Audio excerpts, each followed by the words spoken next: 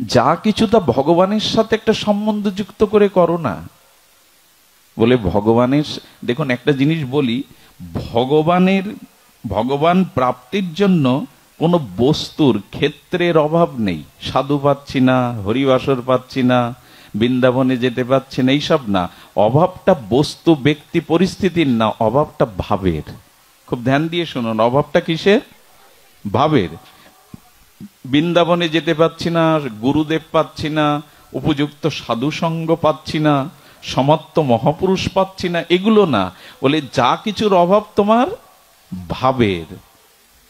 ভাবটা যদি তুমি ভেতরে আনতে পারো, বলো যদি ভাব হয় তোমার, কিছু মনে করবেন না, যদি ভাব হয় তো ভগবান বলছেন কি, দেখো আমার জন্য তোমার আলাদা কিছু করা লাগবে না, ঝাড়ু দিলেই আমায় পাবে। ঝাড়ু দেওয়া, আচ্ছা ঝাড়ু দেওয়াটা খুব গর্বের কাজ। কেউ বলে ভগবানের জন্য কি কর্ম, আমি জপ করতে গেলে ঘুম পাই, গ্রন্থ পড়তে পারি না, ধামে যেতে পারি না, সময় নেই, ভগবানকে প্রসন্নতার জন্য কি করব? ভগবান বললেন নূতন কাজ শুরু করো, ঝাড়ু দাও।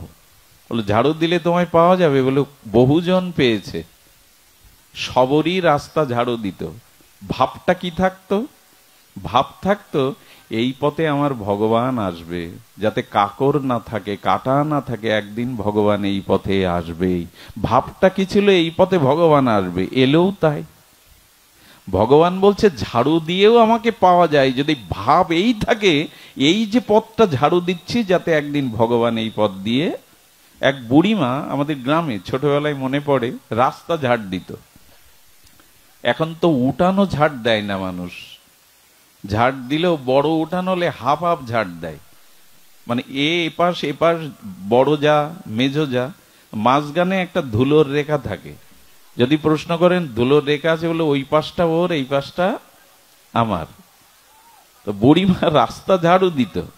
ছোটবেলায় আমরা অনেকেই জিজ্ঞেস করতাম, বুড়িমা ঝাড়ু দাও কেন? বলো ভজন নেই, সাধন নেই, হরিনাম নেই, তীর্থে নেই, ঝাড়ি দি কেন জানো?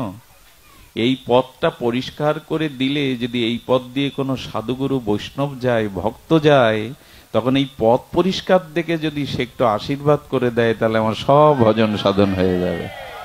ঝাড়ু দেওয়াও ভক্তি হয় যদি ভাবটা থাকে এই পথে ভগবান ভক্তরা আসবে।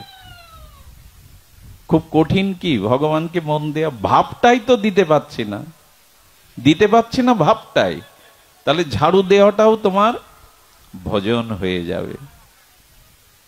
শুধু ভক্তবৃন্দ, যদি আপনি পুরুষ হন আর যেই হন, মনে মনে ভগবানের জন্য একটু রান্নাও করতে পারেন, মনে মনে, শুধু ভাবটাই আনুন। মধ্যাহ্নে হয়েছে, আমি ঠাকুরের জন্য একটু কিছু তৈরি করব। আরে প্রতিষ্ঠানপুরের ব্রাহ্মণ তো মনে মনে ক্ষীর রেঁধে দিতে গেলেন, মনে মনে ক্ষীর রেঁধে দিতে গেলেন, ক্ষীরটা দেখছে ভাপ উঠছে গরম, এটা সেবার উপযোগী না, আঙুল দিতে গিয়ে আঙুল পুড়ে গেল। কোথায় ক্ষীর? সব তো মনে মনে। কিন্তু ভাব এমন হয়েছে, ভগবানকে ক্ষীর দিচ্ছে, আঙুল ডোবাতে গিয়ে পুড়ে গেল। মনে মনে রান্নাটাও ভক্তি।